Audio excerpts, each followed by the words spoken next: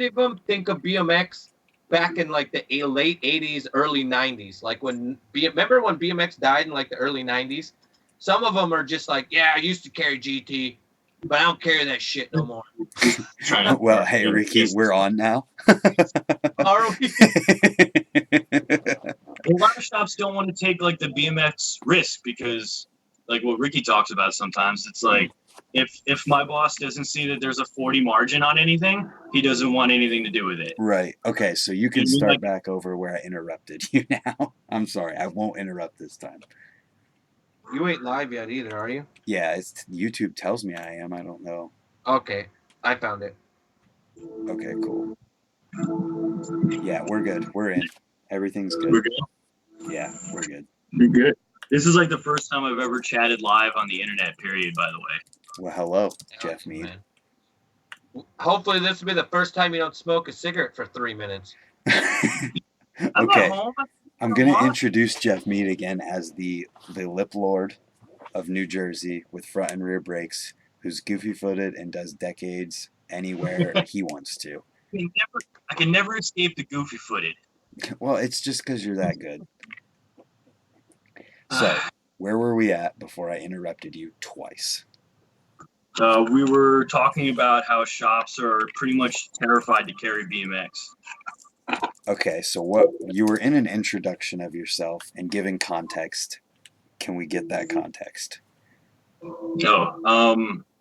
I work at a shop where it's kind of hard to carry BMX because of both sides of the seesaw of selling things. Okay. It comes from like I live. The shop's in an area where I don't have like kids coming in like asking me to do stuff for free or like wanting to get stuff for nothing or anything like that. But it's having what they want when they want it without really getting that demographic of what they need before it becomes trendy. Yeah. Yeah.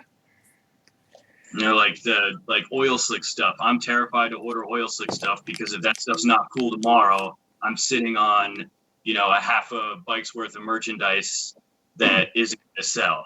Right. So you carry stuff that I sell, and the reason that you can carry that is because you're close enough to drive to it. Because that's another thing that shops have a problem with, is shipping. Oh. That cuts into cost.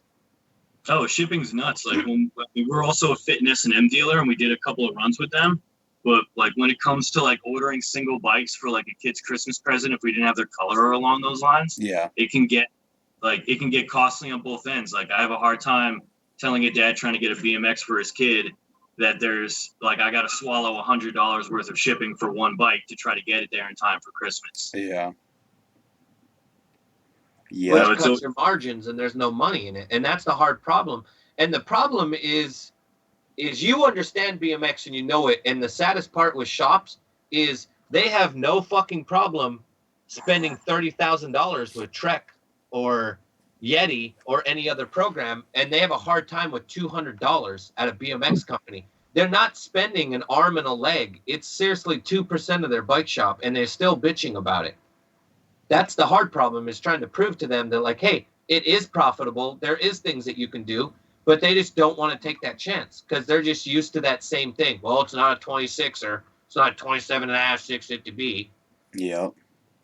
Well, I mean, we also, there's also shops get, credit apps for that. With a lot of smaller BMX companies, they don't really offer a whole lot of, we could put it on a credit card. You know what I mean? And, pay it off. Yeah. Or, you're trying to get small orders like that. You want it, right up front. Yeah. Right. So that up front isn't as much compared to what a mountain bike company wants, right? So you're talking terms? Are you talking like 30s, 60s, 80s? Yeah. Yes. I mean, I don't really get involved in a whole lot of that. I just know when it comes to smaller orders, it's like we want to get it in and out the door as quick as we can, so we don't have that bill due and still 40% of what I ordered still sitting on the floor. Right. Yeah, but let's just say that you're ordering from Specialized or Giant. Fucking 75% of that's still sitting on the floor. Yeah. I mean, that's the kind of stuff. I mean, I was just more BMX on that aspect of things, but usually when it comes to that kind of money stuff, I try not to. The big buying stuff is different because I gotta really grasp onto BMX and make it sound like I'm gonna die if we don't get it. You know what I mean? It's like right now I have 2 kinks on the floor, and one's a 16 and one's an 18. Oh, that's not good. They're gonna be there for a minute. Christmas is coming around the corner. You know, we're right in fall where a lot of dudes are getting a chance to ride street outside, even though it's getting darker, but the weather's a little bit more comfortable. Mm-hmm. You know, or even like I've even gone over this with Ricky whenever I go down there to pick up my orders. It's like I'm usually real conservative because I gotta, you know, figure out what these kids want, what I can get their parents to get, and what I can get the adults to even buy. Right. So maybe get into a little bit of why it's the whole title of it is why it's hard for bike shops to carry BMX. Even more specifically, so we've kind of been talking around it, but not specifically. My kid needs a 16. Geoff, sell him this bike right now. Got a 16 sitting in Parsippany, New Jersey right now that would love to get a kid on it riding. And I got pegs. I could throw a gyro on it. I got everything in the shop. Ricky just spit out his drink. Hey, he said a gyro on a 16. Oh God!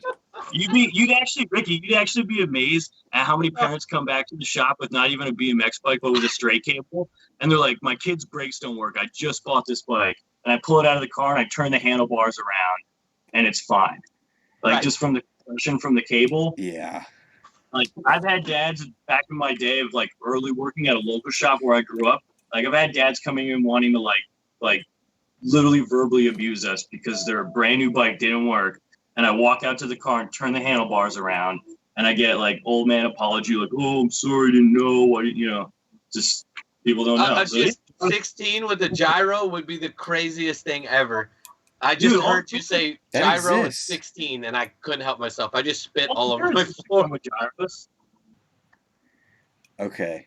So why do bike shops have a hard time with BMX?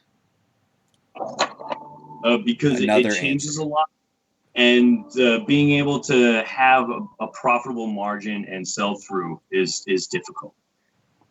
Like I don't have usually I've always got to my roommate rides. I always try to hook him up with like the best deal I can, or if not, you know what I mean? It gets purchased, but that's my roommate. But it's like always trying to have that one right thing that needs to go to somebody at the right price and still be able to, make it profitable. Yeah. I mean, it's like, okay, well, if I can we've been sitting on this for a while, I can sell it for 10% off. But now it's been taking up real estate. Somebody has to remember that it's there to sell it. And then, you know what I mean? At that point, do you mind if I sell this to you at full price? Because, I've been gotta make a dime somewhere. Yeah. Yeah, and there's a thing with business that I think a lot of people don't understand, and I didn't even think about it either, is that when you buy something at a bike shop and you keep it on your floor, sometimes it is better to sell it for cheaper because you can't make money on or in the amount of time that it might have taken you to sell that bike. You could use the money that you sold it for cheaper to buy something else and then make your money back again in a different area. So there's some crazy aspects of business that most normal people don't even think about on the day-to-day when it comes to money and how things work. Well, there's another way that can save bike shops, and it's a newer way, and it's doing drop ships. Now, a bike shop has a hard time because they can't carry everything because it doesn't make sense. And so if Geoff, for instance, comes in and a kid wants to buy a wheel and he wants a Merritt wheel, I can drop ship that wheel for him. And the problem that some shops have with that is they don't understand shipping. They're like, well, I'm not going to make my 40 points. No, you're going to make more than 40 points because you have to add shipping in there. My shipping is going to be cheaper because I'm running it through my shipping because I do more shipping. So you're going to make a better profit margin. And that's like the new school thing. So for Geoff to tell his boss, like, hey, I just sold a wheel. The kid just paid for the wheel. Merritt's going to send it out. We make more than 40% margin on this. We're going to make 60% margin. The kid's happy. We made a sell, and we'll have a higher volume going out there. But the problem is you have a shop owner. All he cares about is, oh, I just sold a $5,000 Roubaix today.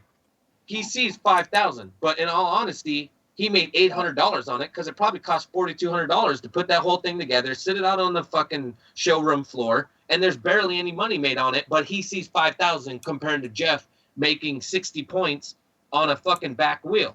He doesn't care about that. Where that guy barely made 20% on that bike. That's the whole point. That's the hardest part. And Geoff, how many bike shops does Cyclecraft have? We condensed to one. We used to have 3. You used to have 3, right? Mm-hmm. 2? We used to have 3, actually 4 at one point, but we condensed down to 1 like 3 years ago. Right, and then that's the funny part is some of these shops have multiple shops, and they're still bitching about it where they have enough income to come through there where they can make one be the state. It's just so tough. It all depends. And like Geoff, it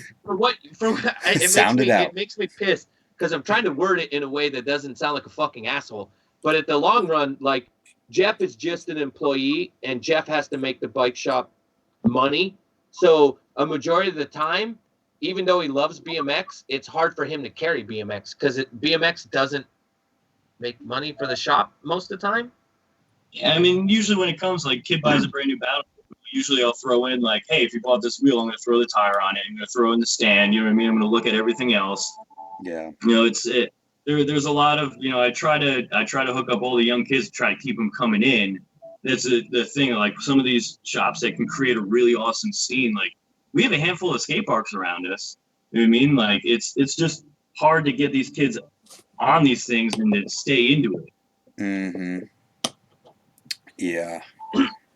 Well, the other thing is as a young kid, I come back into the bike shop because now I'm an adult and I was so stoked on it as a kid.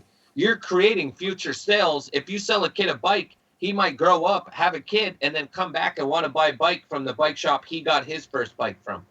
That's the whole point. And even like the Rad Like Dad bikes, getting Dad like a big 26-inch wheel, like one of those PK rippers, just to have him rip around and feel like he's young again with his kid. I mean, that works too. Right. Like I think a majority of what I try to push to my coworkers at the shop is like, whenever you just see a young kid, yeah, he wants a BMX bike, but don't put it out of your ear that some of these guys that are around my age still want to ride or want to get back into riding. Mm-hmm. Like we actually have a pretty decent scene of older riders in New Jersey. You know, like there's not a whole lot of, you know, kids ripping on. I mean, there's Jay's kid, but you know, there aren't like a whole lot of tater tots riding around, you know, trying to start their own scene or food out here. Tater tots. Oh, so what's another reason that it might be hard? I haven't had one kid that was around like the 18 to 20-year-old range that tries to give me like a sticker to his crew or anything like that in like a really long time. Yeah. I mean, kids trying to start their own scene or try to have their own regular riding days, and it's becoming a little bit easier in New Jersey because they just opened East Orange Skate Park. That's in the territory of my shop. You know, we got Bloomfield that's like 10 miles from there. It's just trying to get these kids to want to start doing it all the time because a lot of them are getting hooked on those wheelie bikes. Yeah. So what's another reason that it's hard for shops with BMX? Bike shops want you to, or not bike shop, bike companies, some of them have minimums, and then that limits him too. So let's say that he wants to order Sundays, but Sunday doesn't want to work with him because they want him to order X amount, and it only makes sense for him. Like, it doesn't make sense for him to buy 15. He knows he can't sell 15 in an X amount of time. He needs 5, but they don't want to work on it. So it makes no sense for him to get it. And in ordering from California, it's California. The shipping's high as shit. So it only makes sense for him to go to Sub Rosa, which is still pretty far, or go to King. King's going to be his best bet. So it's all, what do you call it, geographical. Yeah. You know what I'm saying? Like, even so, like even Sub Rosa is distributed by QBP, and even getting one-off bikes from QBP can be difficult margin-wise as well, or at least. Like if somebody really has to have it and we have a regular order going through with them, it can show up at the shop and we could still, you know, be happy about, you know, getting in and out of there in a certain amount of time for somebody. You know, but getting like 1 or 2 directly from Sub Rosa is difficult because they're in Florida. You know what I mean? When I have a QBP distributor in Pennsylvania, as long as it's in stock there. Yeah. So there's a lot that goes into it. Now, okay, so here's something that we didn't talk about. All right, let's say you have BMX parts and they're just sitting there, but they're old ones that you haven't sold. Your job is to upsell, correct? Yeah. Right? Okay, so you sit in the back and your main focus is repairs. All the money that a shop makes, a lot of it is from repairs, right? That's where the most profit comes from. So your upselling skills, do you look around and go, all right, well, I got a pair of ODI grips that have been there from 1927. I can put that on any mountain bike, any road bike. Have you thought about doing those things or doing all right, well, I got a pair of bars. This bike needs this bars. Should I just throw those old grips on there and say I'll give you $2 for them, even though you only paid, Do you do that stuff? As long as I get a chance to talk to anybody, I'll be honest. I've sent out a ton of Merritt pedals on full suspension mountain bikes. Yes. I sent a ton of grips out on like anytime a kid needs grips on his bike, like even if it's like a 16 or an 18 or a Walmart bike. You know what I mean? Any kind of rubber items. I mean, and that's usually what I try to bank on when I go through ordering with Merritt. You know what I mean? Like those tires are going like the kid that loves to skid and he's blowing through Walmart tires. I'm going to throw out, like a higher TPI or a harder compound rubber tire on there so he can at least skid for maybe another week before he goes through it. Right. Well, what I mean is, can you prove to your boss that, like, look, I'm pushing these numbers and it's not only just BMX, it's going on everything. These are for multi-use. Like, I can put them on road bikes, mountain bikes, and at that price, the BMX price sometimes is cheaper than the generic shit you get for a mountain bike. Like, some of the grips are cheaper, right? You're getting a better margin with some grips than you are with the mountain bike grips. Yeah, no, absolutely. But it's also making sure that the rest of the staff can think that way.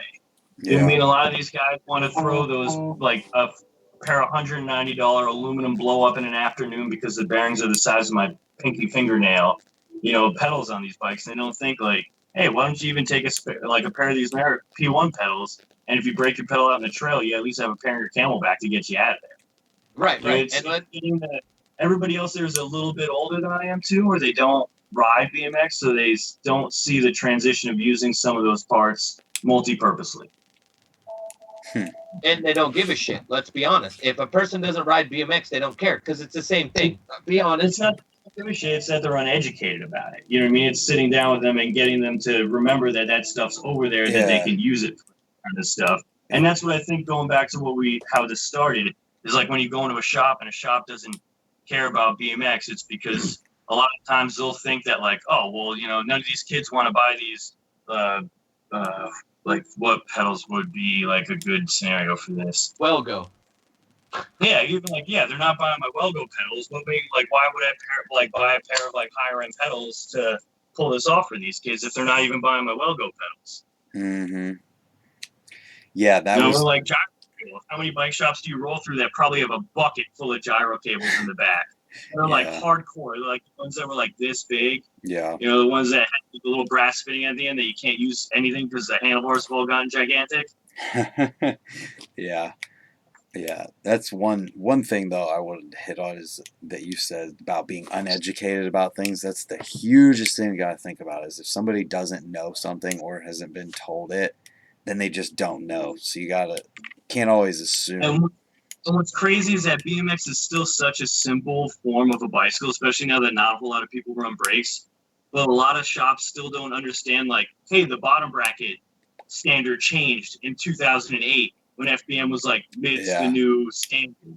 And then you go to a bike shop, and I've even had this problem locally where some guy hands me an American bottom bracket. He's like, just press them out of the cup. They'll fit in your frame. I'm like, dude, this won't fit in my frame. He's like, oh, then you have a Spanish bottom bracket. I'm like, dude, it's not a Spanish bottom bracket. It's a mid.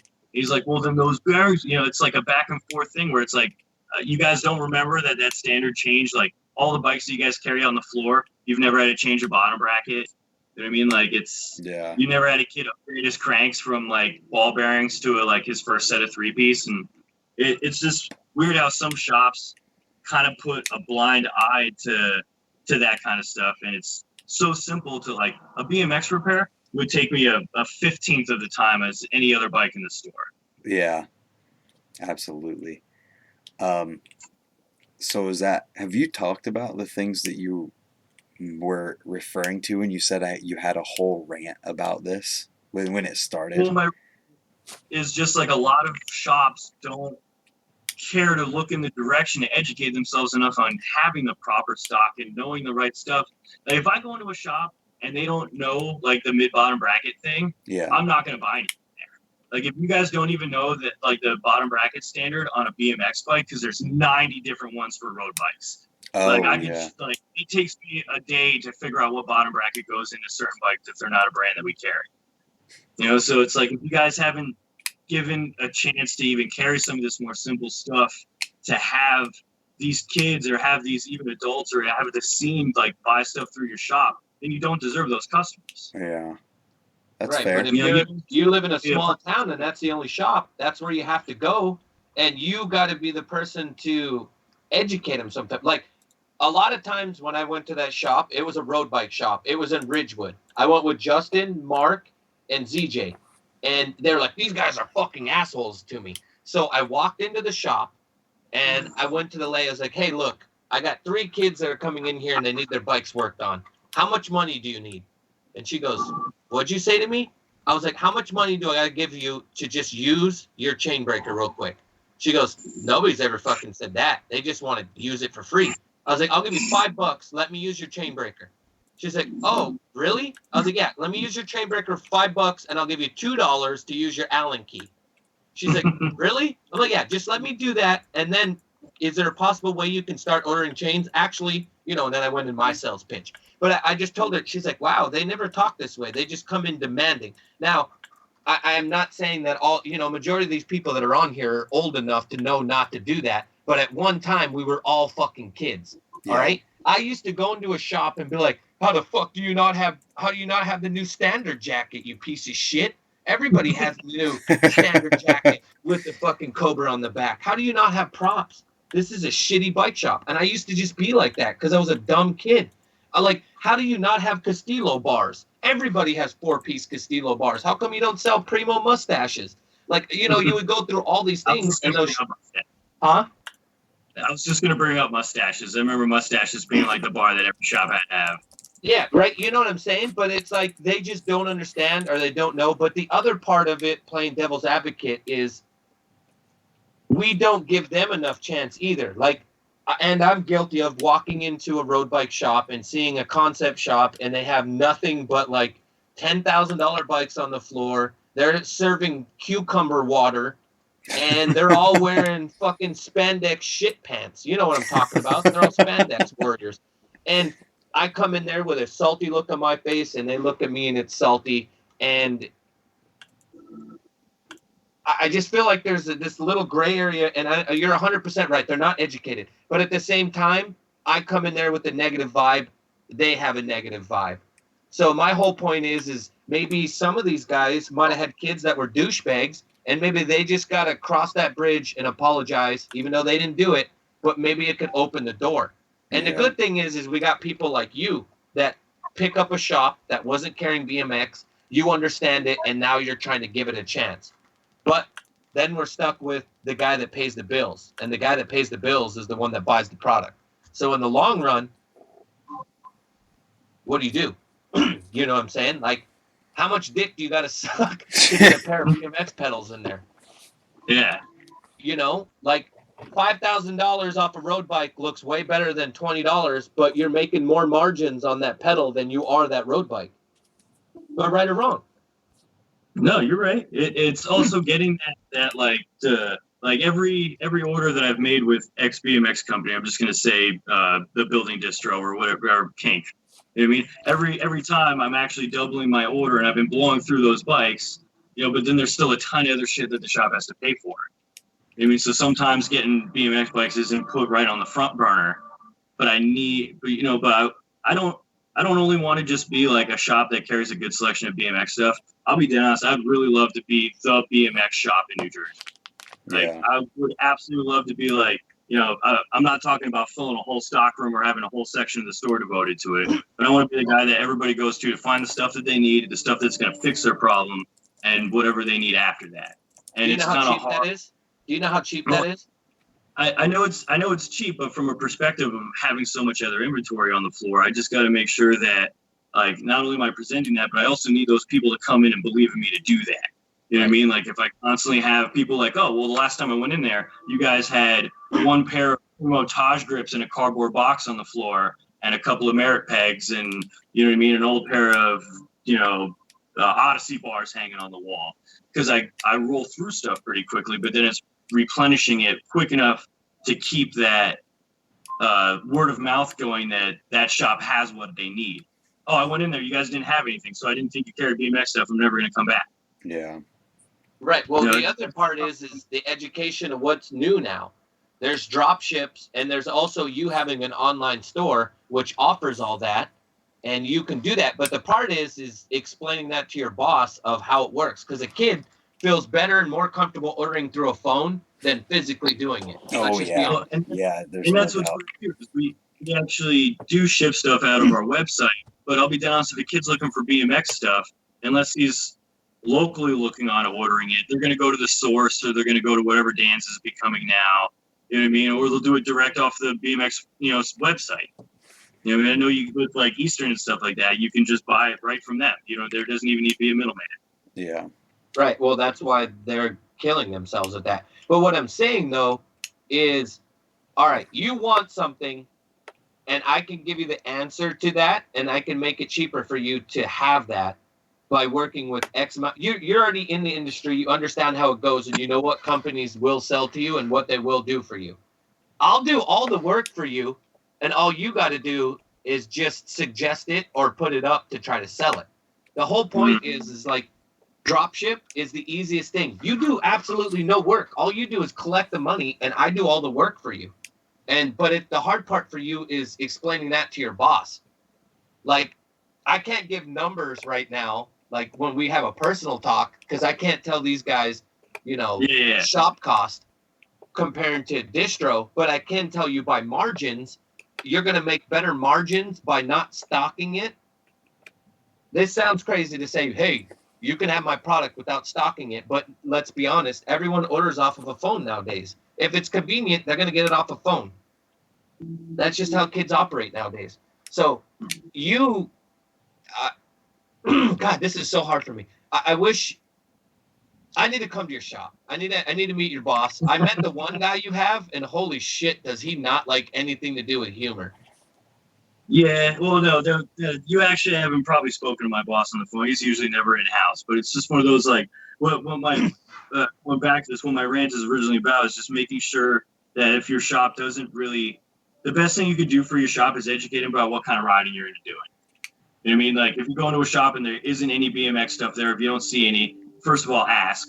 You know what I mean? Like, walking out, I mean, it's retail nowadays. Everybody's used to scrolling through and seeing everything that's in inventory in every part of the country to get it super quick. But if you want to shop locally and if you want to shop at your local bike shop, ask. You know what I mean? Hey, is there somebody here that rides BMX? Can I talk to them? If they're not, come back another day. Or, hey, can you guys get this? Do you guys have do you have somebody to get this from? Are you guys a shadow dealer or something like that? It's just it's so weird to hear the perspective from being the BMX kid that's walked into a shop and being in the shop as the BMX kid and just being able to have enough to show that I'm committed without having everything there to just make it look like Willy Wonka's chocolate factory. Or go broke. That's the other part. Or for me to, get an extra couple of days off because there's no money flow. Right. And then try being the guy on the other note that did have a bike shop, left the bike shop, worked at a bike shop, rides BMX, and now he sells bike parts to bike shops. And then I have to have conversations like this one in various notes and then try to convince people. Like, my sales tactics are never like, hey, buy my shit. My sales tactics is I just want to know how many cigarettes Geoff smokes and how good he is at decades. If you like me and we develop a relationship, you're going to carry my product. Correct? Correct. Mm-hmm. That's just the way it goes. If a salesman calls you and all he talks about is fishing or tennis shoes, you're not going to want to buy that because it's not the way you are. You might, but I mean, I'm just saying that, like, you have to get to know the bike shop and figure a bike shop out. And I'm really impressed with what you've done over the last couple of years because you've come in and you were like, hey, Ricky, I think I got my boss. I've been talking to him for 4 months, bro. I'm going to order some grips. And then you just started slowly ordering more and more and more. And yeah, you might not be Clifton Bike Shop, but how much is Clifton Bike Shop actually doing BMX? Like, you know what I mean? They're capitalizing off of people with comfort bikes, just like you're capitalizing off of just the regular dude walking in with a Walmart bike.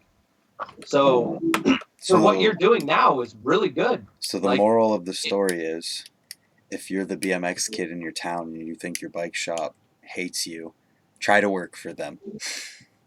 Well, every shop has a designated BMX kid. You know what I mean? That's like you walk around, there'll be the dude in the spandex wearing the flannel T-shirt, and then there'll be, you know, the chick wearing the double denim jackets, and you know, want to talk about gravel bikes. And you always got, you know, you gotta have that token BMX kid, because usually 90% of the time a shop won't usually get involved in it unless there's somebody in the area who wants to be involved in it. Yeah. Right. You know, they're usually so small businesses that you can't spread that kind of marketing around to everybody, and still at the end of the day, because then you're just spending all your money on marketing 80 different bikes when you should be marketing your actual bike shop being able to do the job for that. Right. So basically, kids just need to go to the local bike shop, and even if they don't sell BMX, just buy something from there. And that opens a door. So say you're the only bike rider and you know they're douchebags, and Kevin's been an asshole to you for 30 years, just go in there and say, hey, Kevin, I want to buy this from you. Kevin will sell that to you. Trust me. Kevin needs money just as much as you need that product. Yep. You know what I'm saying? And I'm thankful for, speaking of Kevin that rides BMX, I'm thankful for him having Terry's bike shop. I'm thankful for you. There's just so many guys that dedicate their whole life. Dude, how many hours a week do you work? Let's just talk about that. Jesus Christ. As a bike shop mechanic, how many hours a week do you work? In season, I'm probably in the shop for about, sometimes 60 hours. That's insane. At my bike stand, ball and chain. No, that's not even walking on the floor. Like if I get called out to sell a BMX bike, or I'm usually repairs, ball and chain for probably about 8 to 10 hours a day during the summer, at least. Now, during the winter, how do you guys transition? Because weather really fucks over a bike shop, and you guys have seasons. So that's another aspect we're not talking about. Yeah, seasons are actually what kind of kills, especially in the industry, what kills us being able to get product fast enough. You know, because if you don't jump on a preseason order for bikes for Christmas, you're getting scraps. You know what I mean? When that time comes around. That's when a shop kind of feels obligated to buy in for 3 or 4 bikes and pay for a ridiculous amount of shipping for them, instead of getting 25 bikes and being able to get that breakdown. You know what I mean? For purchasing that many, shop or buyer's logistics kind of deal. And that's the hard part. Is I always say to people that live in seasons, I always say, look, during the summer, you're never going to have any time to yourself, because that's the time that you need to make as much money as possible, because during the winter, you're going to be dead. If you're going to take a vacation, do it during winter, but also learn to conserve and save your money during the summer, where you're making it all off the Walmart bikes, and then buy up all the deals that you get from bike shop companies, because every bike shop company during the winter has the best deals in the world. But people don't know how to transition their money. They don't know how to conserve it and save it right. During the winter, when we had our bike shop, I would always just save thousands of dollars, so I could just wait and Tip Plus and call and say, hey, we got this sell bin, and I'd buy the whole fucking sell bin. And then come spring and summer, I would have $20,000. If I really paid I didn't pay $20,000. I probably paid $4,000 for $20,000 worth of shit that was just sitting there, and I would just stockpile. And it was because I took care and advantage of winter deals. When you get percentages off, you get free shipping. Free shipping is a big, huge thing. When you hear free shipping and you're allowed to buy something, it gives you a boner. In our industry, in the bike shop industry, free shipping is the greatest thing in the world. That's what we want to hear. I do anyway.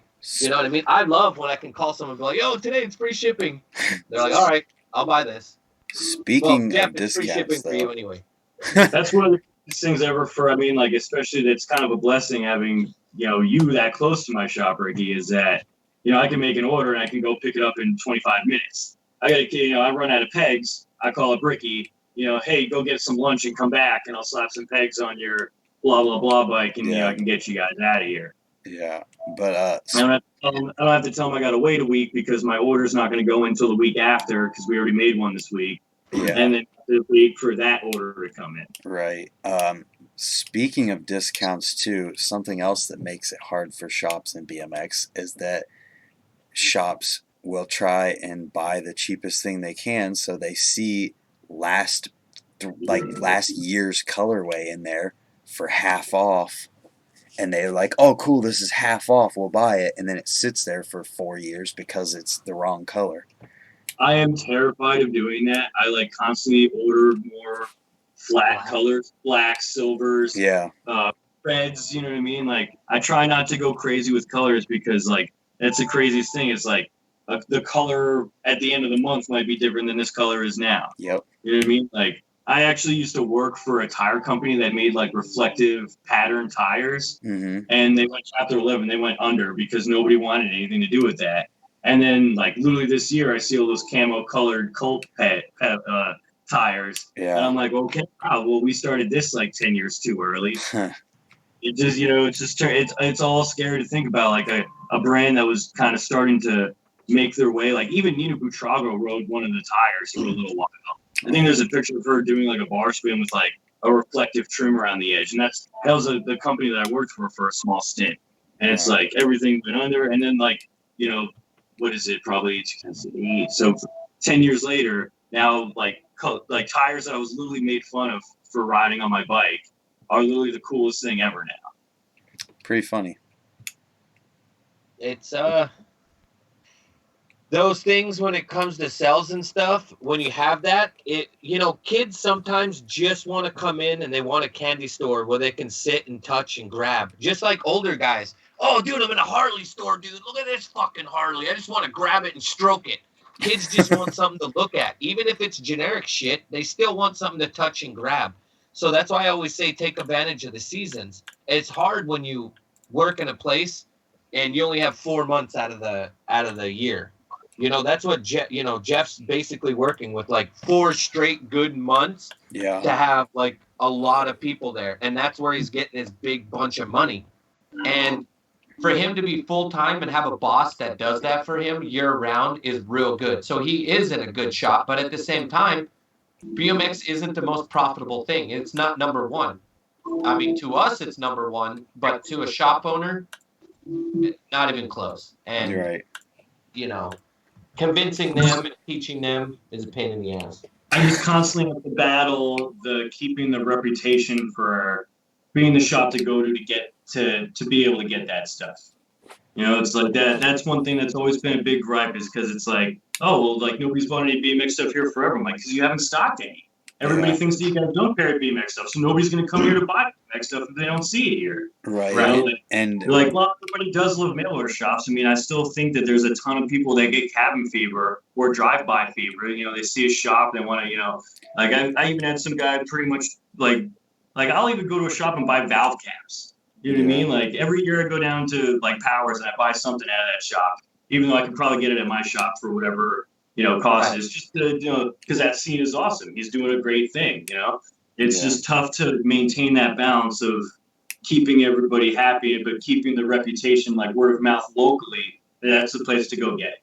And the fact that if someone has to order something, they would rather just order it for themselves than order it through the shop and wait on it, then go to the shop and pick it up when they could buy. That's the hard part too. If you have to tell someone you have to order installed or properly doing it. Shipping on it, but when I tell them that since it's a single item, just the way that they're going to order at home, and I have to tack a little bit of shipping on it or swallow it, there's always a little bit of static there too. Right, but they still come back to you because they need it installed. That's the other part you're forgetting about. Oh, that's exactly where I'm going to make all my money. Anytime somebody tells me that they're going to buy something online, or if it's a bike that I can't get, I'm like, well, when you guys get it in, bring it into the shop, and a BMX bike is a half an hour labor for me to put together. Yeah, right. Yep. No, I'm super good with that as long as it's around and it's happening. It's just trying to maintain that oh, I just ordered this this bike from somebody that I don't care, a Sunday.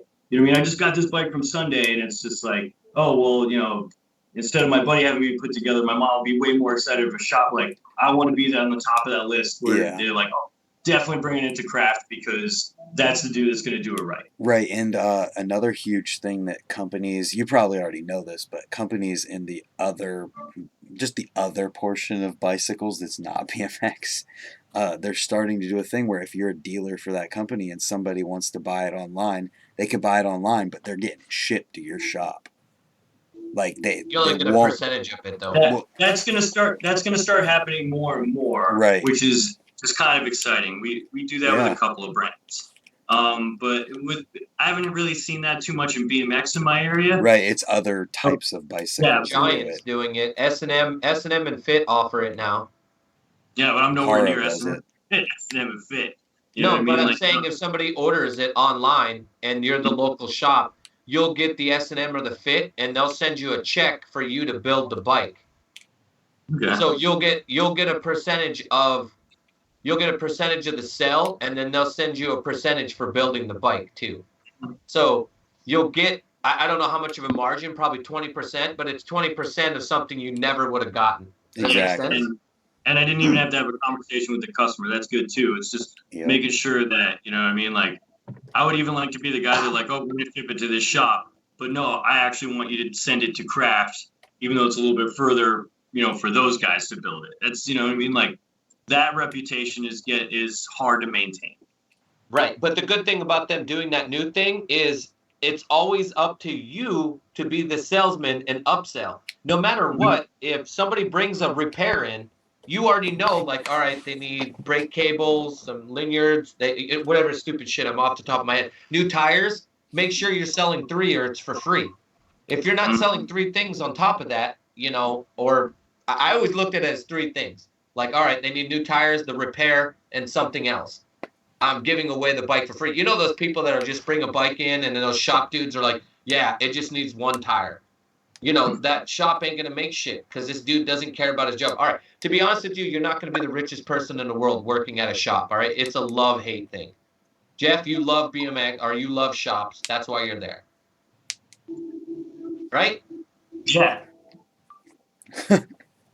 Yeah. I'm behind. All right? What? What are you talking about? Am I behind? Yeah, that's why I'm here. No, are you behind? What I'm saying. Like you it's a labor of love. You love BMX. That's why you're at a bike shop. You're not, you know, you're not out working construction and working off a union and doing that. You're doing something that you love and you're passionate about it. And like when we earlier had a conversation, I was like, if Geoff was one of those dudes that just sucked a little bit of dick, he would be a pro. But Geoff doesn't like to do that. He likes to do his own thing. You'll never succumb to being like other riders. That's why you've always been yourself. Like, go to Hackenstown. You were just as good as a majority of those pros that were riding at the time. Did you Ricky, I can't get I know over you don't like hearing this. Dude, right now, if we were at the skate park right now and I asked you to flip something, you'll flip it automatically. And you could probably do a flip trick with it.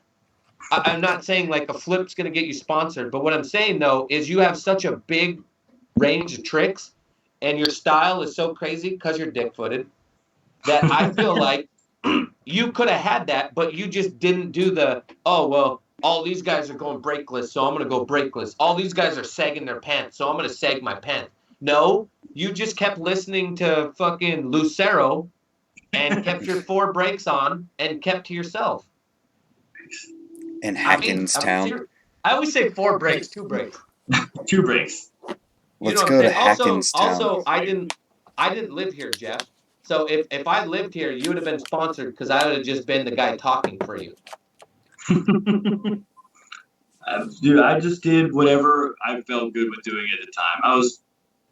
That's a whole different conversation. But yeah, I just rode whatever I felt like riding. I rode with probably the best crew of dudes ever growing up that everybody had different styles and rode differently. And we all pushed each other. You rode with legends, like legitimately. Joe Tissio. John Engelbert would be there. Dude, Joe Rich Tosh. You had so many dudes that were at your park constantly. It was ridiculously wild. Like Joe Tissio taught me 180s onto the box jump when I was like 15. That's cool.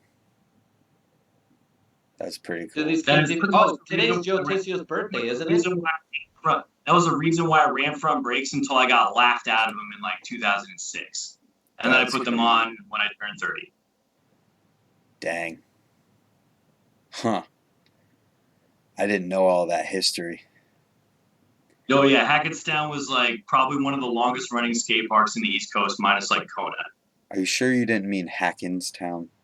No, Hackettstown. Ricky called it Hackenstown. Yeah. That place was the grimiest, best skate park you could ever ride. Everybody always thought it was the biggest shithole, but when you got there, shit went down. Yeah. Like, it was absolutely nuts there. Like, we used to have Friday night sessions from 10 p.m. to 2 a.m., and if you didn't ride all week, you went to the 10 to 2. Like, no matter what. Like, dudes from Connecticut, dudes from Massachusetts, dudes from New York, and, you know, like Delaware, like everybody would show up for a 10 to 2 p.m. Friday night Hackettstown session. That's sweet. It's cool when there's places like that. Oh, that's Ray's on Sundays right now. I can't wait. February, I'll be there at Ray's. Jeez, that's so far away. Oh, I know. I'm doing Richmond. Richmond's my actual vacation right now. I'm going to Richmond for the FBM Jam. And then my roommate Joey Coates is turning 30 in February. So the next time I can take vacay time, I'll be able to shoot after that. When's Richmond? This weekend coming. Oh, damn it. There's too much going on. It's like the 26th. To be dead honest, I don't even really want to con you into actually going because it's supposed to rain. Oh, cool. Anyway, well, we're having a trail jam the same day, and it's Victoria's birthday party. So, like, the whole world's going on that day. Well, happy birthday, Victoria. Yeah, it's Friday. Gentlemen, do we have anything else to say about bike shops and BMX? Let's give some advice. Yeah, support them. Yeah, just support them. Go into the shop and try to at least, you know, give them a tingle that BMX could be a legitimate source of something that they should carry. Just let them know. You know, don't tell them that they have to have like a mini half-pipe skate park jam in their back parking lot. You know, don't tell them that they have to give money to the trails that you guys haven't even started building yet. Yeah. Just go in there and let them know that BMX is around and that BMX is, you know, something that, you know, they should look in the direction for because it's another scene that they could support. All right, so what are the top few parts that you got to tell them? Because obviously you don't want them to buy a wheel set, a frame, you know, stuff that just is literally going to sit there for 6 months before. Usually it's always disposables, not disposables, but stuff that like tires, grips, you know, pegs. Cosmetics. Yeah, cosmetics. Seats, tires, grips, pegs, tubes, and then the random odds and ends stuff that could like make or break your bike. Seat posts. Yeah. See, the hard part though too is you get companies that try to do the penny pinch and they got this new tripod shit and then they got the stealth shit. So then they try to bring in this new stuff, which is hard for him because if he's gonna say he has a seat and it's a pivotal, but then he buys from another company and they don't do pivotal and they have tripod or they have stealth, he can't buy all three and he can't have all 3 seat posts. And then explain to a parent the difference between all those 3 because there's no gain to any one of them. Right. It's just everybody doing something different, so you have to keep buying their shit. No, you know there is a gain. There is a gain. Nobody wants to pay the patent. The McNeil patent. Yeah. Yeah. For the pivotal. So they're trying to surpass that and save $1. Yep. It's funny because they're just going to be paying the patent on the other stuff anyway. That's why they're trying to invent it. They're trying to be the next McNeil patent for the seat. Oh, it's so bad. But regardless, pedals, grips, tires, seats, seat posts, tubes, random brake odds and ends. But those are the things that you try to get the shop to get first because they're gonna sell. Yeah. Absolutely. That's why I'm conservative about when I do my orders. I go right to the stuff that you're going to wear out or grind through it quickly. Pegs. Yeah, pegs are another one. And every kid wants to throw 2 back pegs on his BMX bike just to carry around his friend down the street. Yep, so. Exactly. Or because he doesn't know which side he wants to feeble on yet. Or they want to be like Frymouth and do the other side stand ice pick. You saw that video? That was wild. Geoff, Grandma just posted that the other day. Should I call it out? Should I call it out right now? I'm a 270 into it. Yeah, Anyway, let's keep talking. Hey, wait, hold on. Since we're bringing up Dave Frymuth, I wish Dave Frymuth would have actually did more tricks when he went to the source instead of trying to hit on a chick the whole time. Stop it. Stop it. I'm going to say it because he's one of my top. He's number 3 on my top 5 best list, and he only did one trick when he went there. I just turned 33 years old, and I swear to God, if I ever met Dave Frommuth, I'd probably turn into a fucking 9-year-old again. I would just be standing there, like, wouldn't know what to say. I'd just, like, you know, maybe look at his bike, but don't look in his direction. Jeff, you want to get mad at me? What? He doesn't know who Dave Frymouth is. No, when I won Baco Best Trick, I had no idea who Frymouth was when he was standing there giving me the money and stuff. He like he's the one who gave me the stuff. That would have been like I would have texted one of my friends across the way to get the sneak picture of me sitting next to him for me. You know what I mean? Like, I've been too embarrassed to ask him for a picture, so I would have texted somebody who had a camera phone across from me and been like, "Hey, can you just get a picture of me sitting next to Frymouth for me?" It's funny. I rode with Butcher last weekend, and I told Butcher, I was like, yo, you can't leave unless you do a magic carpet grind. And then he looked at me, and he goes, what the fuck do you want? I was like, just do some weird pedal grind, fucking goofball grind thing for me. And then he's like, all right, one for you, and that's all I'm doing. And I was so excited. I love when older guys come out and kick ass, and you're around them, and you get so excited like a little girl. I get excited about most riders. I'm such a BMX whore. Ricky, I'm gonna sign off on the live stream. My whole life, but when I went to that Merritt thing and saw Foster standing in the room, I still turned into a freaking little kid. All right, everyone. I'm gonna end the live stream because we're done talking about bike shops. Thank you for tuning in. Wait, hold on. No, you guys can stay here. I'm gonna end the live stream. What, Ricky? No, don't end the live stream. I want to hang out with. First of all, I want to say something before you hang up.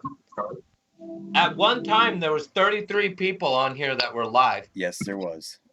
And I want to tell all you guys, I really appreciate every single one of you guys that are in here, because I know this is such a vague topic, but it's super important. I don't have a job. He doesn't have a job. Your favorite BMX company doesn't have a job without a bike shop. I'm pretty sure I've said this 1,000 times, but I'm telling you, I believe in it, and I appreciate everything. Thank all you guys for always being here. It's the greatest. Jeff, thanks for coming on here. Brant, thanks for being on my Brant Moore show. Hey, don't hang up, Jeff and Ricky. We'll keep talking. We're just going to end this so that we can have it as a concise video. So thank you all for tuning in. Ricky said everything that I would say, other than follow Jeff and Ricky on Instagram. That's Ricky. Jeff's over here. And hopefully you'll subscribe here so we can see you tomorrow. Good night, everyone.